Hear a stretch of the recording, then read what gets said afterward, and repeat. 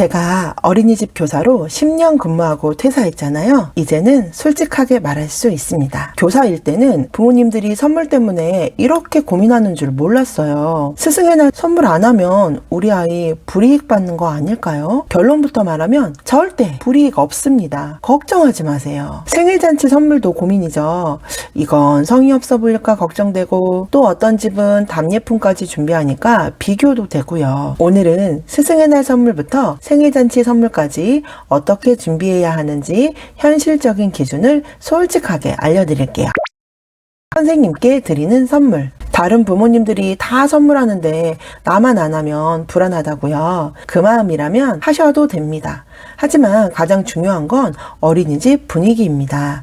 어린이집에서 선물 받지 않습니다 하고 공지가 있었다면 준비 안 하셔도 됩니다. 대신에 꼭 해주셔야 하는 게 있어요. 스승의 날을 기억하고 있다는 감사의 표현은 꼭 해주세요. 가장 좋은 것은 아이가 직접 만든 카드, 종이꽃, 짧은 편지입니다. 아이들에게도 교육적이고 성의가 있잖아요.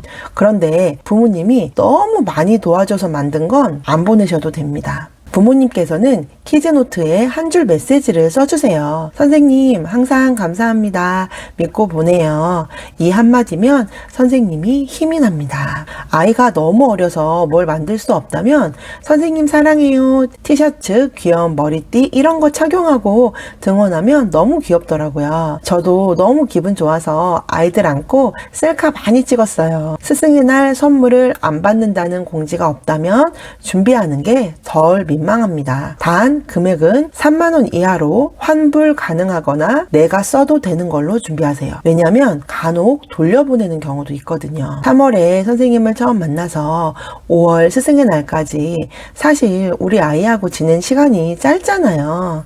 아직 감사 표현으로 선물까지 할 정도의 관계가 아닐 수 있어요. 그래서 선물 못 받아도 선생님들 전혀 기분 나빠하지 않습니다. 선생님들이 좋아하는 부모님은요, 규칙을 잘 지켜주는 부모님, 소통이 잘 되는 부모님, 감사 표현을 자주 해주는 부모님입니다. 제가 전에 어린이집 보내는 부모가 가장 많이 하는 실수 10가지라는 영상을 만들었었는데요. 이 상단에 띄워드릴 테니까 꼭 봐주세요. 선생님들은 선물 주고 민폐 끼치는 부모보다 기본을 지켜주는 부모님을 원합니다. 그래도 스승의 날인데 그냥 넘어가기가 그렇다면 개별적인 선물은 주지 마시고 같이 먹을 수 있는 쿠키, 빵, 떡 같은 간식을 보내시는 것도 좋습니다. 대신 바로 먹어야 하는 이삭 토스트라든가 아이스 커피 이런 건 비추해요. 먹을 수 없는 상황이 많아서 음식이 다 식거나 얼음이 다 녹는 상황이 생깁니다. 개별 포장이 돼서 나눠 먹는 거나 도라지청이나 생강청처럼 두고 나눠 먹는 것도 좋더라고요. 어린이집에는 담임 선생님 외에도 보조 선생님, 조리사님, 차량 기사님 등 우리 아이한테 직접적으로 도움 주는 분들이 많이 계시잖아요. 지원마가 간식 사오셨어요 하고 말씀드리면 다들 좋아하시더라고요. 어떤 분들은 김영란법 때문에 받으면 안 되는 거 아니야? 하고 말씀하시는데요. 사실 김영란법 적용 범위가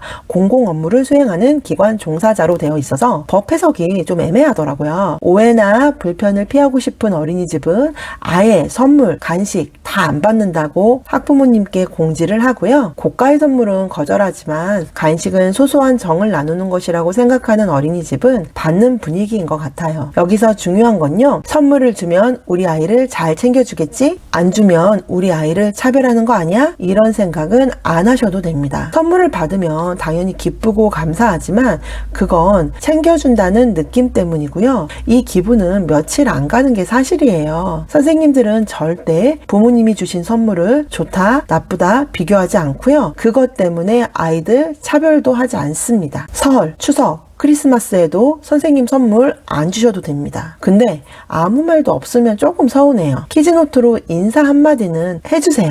새해 복 많이 받으세요. 이 정도는 할 수 있잖아요. 진짜 감동적인 선물은 1년 끝날 때 주시는 거예요. 어린이집은 영유아 보육법에 근거해서 운영하고 있어서 청탁금지법 대상이 아니고 끝날 때 주는 건 직무 연관성이 없는 상태이기 때문에 김영란법에서도 문제가 되지 않는 걸로 알고 있습니다. 내 자식인데도 키우기 힘들 때가 있는데 있는데 선생님이 1년간 사랑으로 돌봐주셨다면 진짜 감사하잖아요. 저도 스타벅스 올리브영 기프트 카드랑 받아봤는데 손편지는 아직도 간직하고 있답니다. 친구들에게 주는 선물. 어린이집에서 가장 자주 하는 행사는 생일잔치입니다. 이건 단순한 파티가 아니라 사회성, 배려, 기다림을 배우는 시간이에요. 요아반은 친구에게 줄 생일 카드를 직접 만들고 노래를 불러주면서 생일을 축하해주고요. 영아반은 생일 축하해 하고 인사, 박수, 노래를 통해 축하해주죠. 문제는 친구에게 주는 선물을 부모님이 구입해야 하니 신경을 쓰게 되더라고요. 어린이집에서 3,000원 이내에 간단한 선물을 보내주세요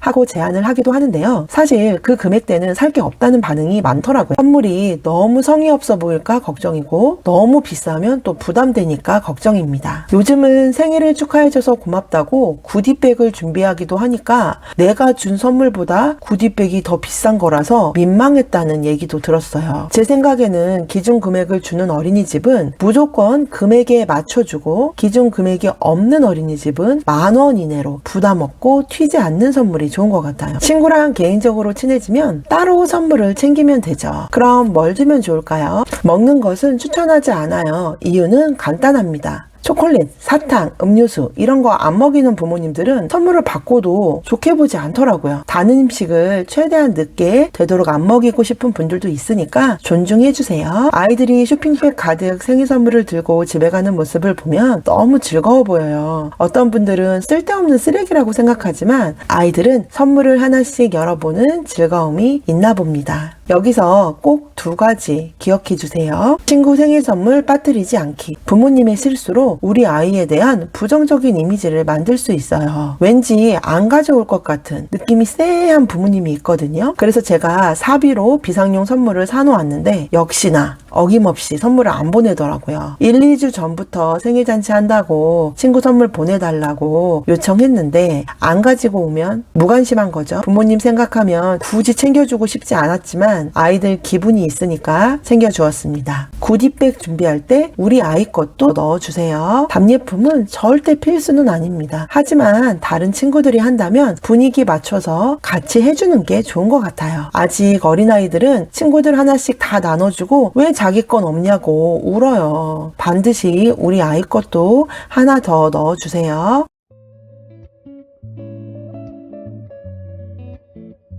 오늘은 어린이집 선물에 대해 솔직하게 이야기해봤습니다. 학부모 상담 기간에 부모님이 저랑 같이 마시려고 사온 음료수를 돌려보낸 적이 있어요. 규정 때문에 음료 한 잔을 편하게 못 받는 상황이 너무 죄송했어요. 그치만 부모님의 마음은 충분히 느낄 수 있었고 감사했습니다. 선물은 정성이고 마음을 표현하는 도구인데 여러 가지 상황을 고려해야 하니까 불편하신 분들 계실 거예요. 현재 유치원과 어린이집이 교육부로 통합되는 유보통합이 진행 중입니다. 이게 완료가 되면 학교 선생님들처럼 뭔가 일관된 가이드가 생기지 않을까 생각해 봅니다. 그리고 마지막으로 선배맘으로서 한 가지 말씀드리고 싶어요. 아이 키우는데 돈 많이 들죠? 근데 진짜 돈을 아낄 수 있는 시기는 영유아기예요. 지금은 비싼 거, 좋은 거보다 엄마 아빠만 있으면 다 해결되는 시기잖아요. 사랑 많이 주고 몸으로 많이 놀아주세요. 그게